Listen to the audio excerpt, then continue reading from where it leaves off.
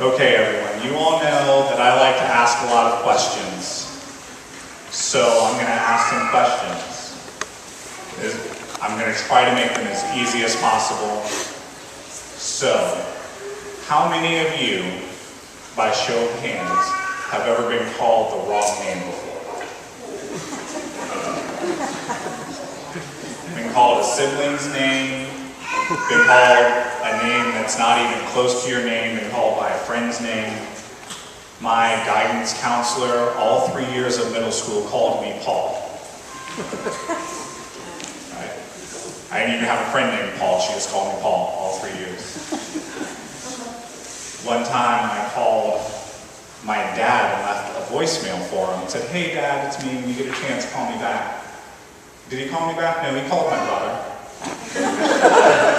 It's like, "Oh, my son called me, I'll call my son back." And he called my brother, said to me. It happens. Sometimes our identity is mistaken. In this morning's gospel lesson, people are mistaking Jesus' identity.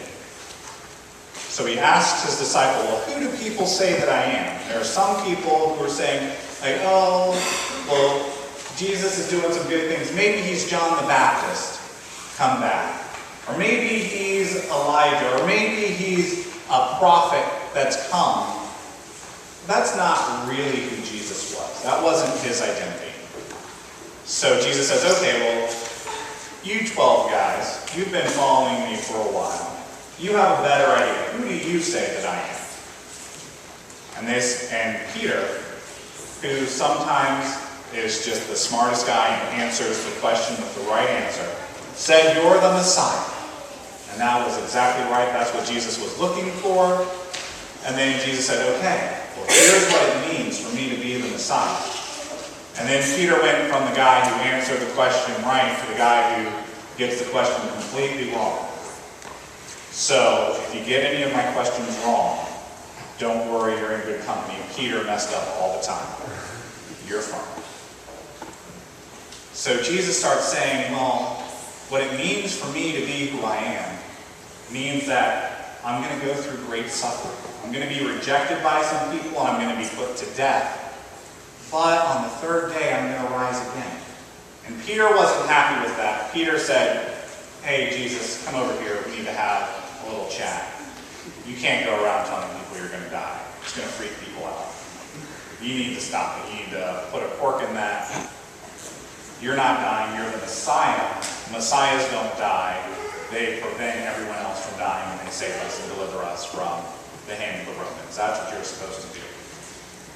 So even though Peter knew that Jesus was the Messiah, he didn't really know what it meant for Jesus to be the Messiah. Sometimes people know our name, know what we do, and can describe us, but they don't really know what it means for us to be who we are. So I see a lot of faces up here, and a lot of you have different faces. Some of you are short, some of you are tall. Some of you have glasses, some of you don't. Some of you are in dresses, some of you are in pants, some of you are in fancy cassocks and surplices. Some of you just have a fancy cassock. Some of you have hair, some of us do not. We all are different, and that's okay.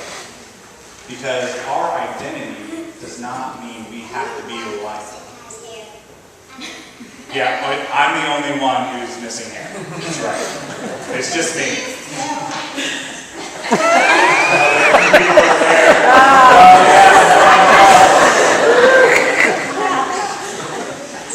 Strength and unity. Yeah, so we're different because we have a little bit less hair up here. But we're still pretty great people. And there are differences between you and the person sitting next to you. There are differences between you and your friends at school.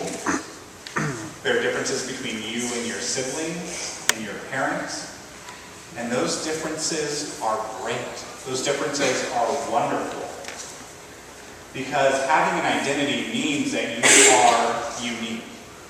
You are the only person that is exactly like you. And that's a beautiful thing. What was that? Oh, okay. Oh, so you have a friend named Ella? She's in my class that Ooh. So you have someone that has the same name as you? Yes. That's exciting. There are plenty of people in this world named Christopher, too. There are 3 Paisleys? Oh my goodness. There are a lot of Ellas, there are a lot of Paisleys, there are a lot of Christophers.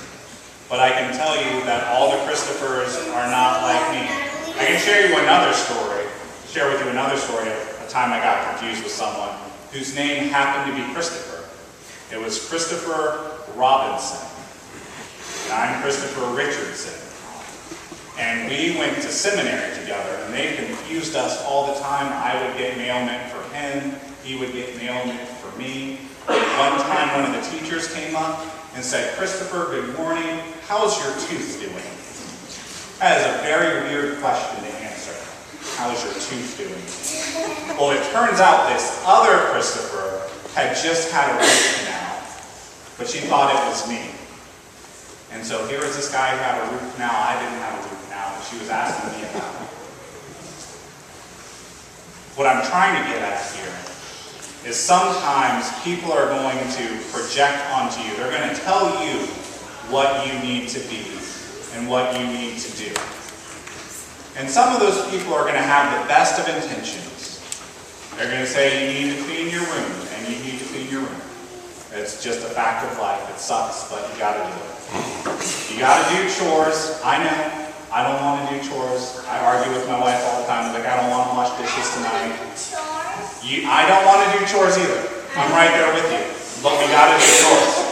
Because, let me tell you, if I don't wash the dishes don't get washed. And we just have dirty dishes in the kitchen, and then we can't eat. And we don't have anything to cook with. It's a terrible situation. So you got to do chores, and it sucks. You don't do chores? I do chores. Oh, you are so lucky. Wait a few years. Wait a few years. Trust me on that one. You'll get some chores in. They'll get some chores in. So, what I want to tell you is, people are going to tell you what you need to do. Some of it's going to be good, but some of it's not going to really be who you are. Some people may think that you are supposed to be a dancer, and you're going to take dance classes, or you're going to be an athlete, and you're going to play all these sports, or you're going to go into drama club, and you're going to do all these plays and things, or you're going to do this, or you're going to do that. And some of it may be what you want to do, but some of it may not be what you feel you're supposed to be doing with your life. And what you need to do is figure out what you are meant to do. You have a lot of time before you need to make these decisions. You have years and years before you are ready to be an adult and decide what you're going to do with your life. But start thinking now about what you like to do. Because what you like to do is important. And it's part of your identity. And if you're like me, and you like the Pittsburgh Steelers, then you're a Pittsburgh Steelers fan. And there are going to be people, and I know there are some here, that are in this area. I heard some boos when I said that. I heard you. Who are going to say that I shouldn't be a Steelers fan. I should be a Patriots fan. Not going to happen. I should be a Browns fan, or a Bengals fan, or I should be a fan of some other team. But that's not who I am. I'm a Steelers fan. And that's okay for me. You don't have to like the Steelers because you can like other teams. Some of you probably have no idea who the Steelers are. Some of you probably have no idea what football is. It's just some weird thing that people get obsessed over here in Columbus. Yesterday I played football with my neighbors. You played football with your neighbors? That's awesome. Yesterday was a great day for playing football. I wish I had a chance to play football yesterday. A great day for swimming? Oh, swimming would be awesome too. So, I'm going to let you go in a little bit. But the main thing I want you to take away is it's okay for you to be you and not be someone else. And not let other people tell you who you are. Because only you know who you are. You are the only person who can be you. And that's important. And so, just like the disciples didn't really know who Jesus was, sometimes other people don't know who you are. But you still have to be who you're meant to be. And then, when you're being yourself, God's light will shine through you. And that's going to be a pretty amazing thing. So, one last question. How many of you are going to be excited this week to just be yourself? You're just excited before you ask the question. It's almost your birthday? In September? What day? 17th. The 17th? That's just 1 week before my birthday. Yeah, September birthday is good. Oh, September birthday. Yes, you have a question. Or a comment. You have a friend whose birthday is today? And you're going to the birthday party after church? Awesome. Awesome. Well, I don't want to keep you for too long, so I'll give you a 5-2, because that's an awesome dress. That's just an awesome dress. You're rocking it. So, this week, go out there, be yourselves, be excited about who you are and who God made you to be. Because it's only when you're being yourself that God's light will shine fully through you, and you will be a light to the world, and that's what you want to be. So go out there, be excited, and be a light to the world. Are you all ready for that? Yeah! I am not convinced. Are you excited and are you ready for this? Yes! You are the quietest group of children in existence. I'm going to ask one more time, and I want you to be really loud. I want it to be so loud that you knock me over. Are you going to be excited about being yourself? Okay. Thank you very much. You can all go back to your seats.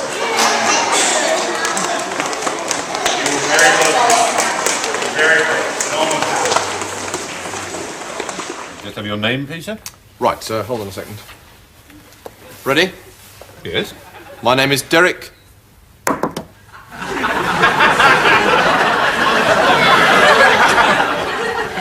What are you doing? That's my name. What is? This. Derek. What? Derek is your name? Yes. What kind of name is that? Well, it's my name. Bit unusual, isn't it, Mr. If I had £1 for every time someone had said that to me. How do you spell Mr. It's as it sounds.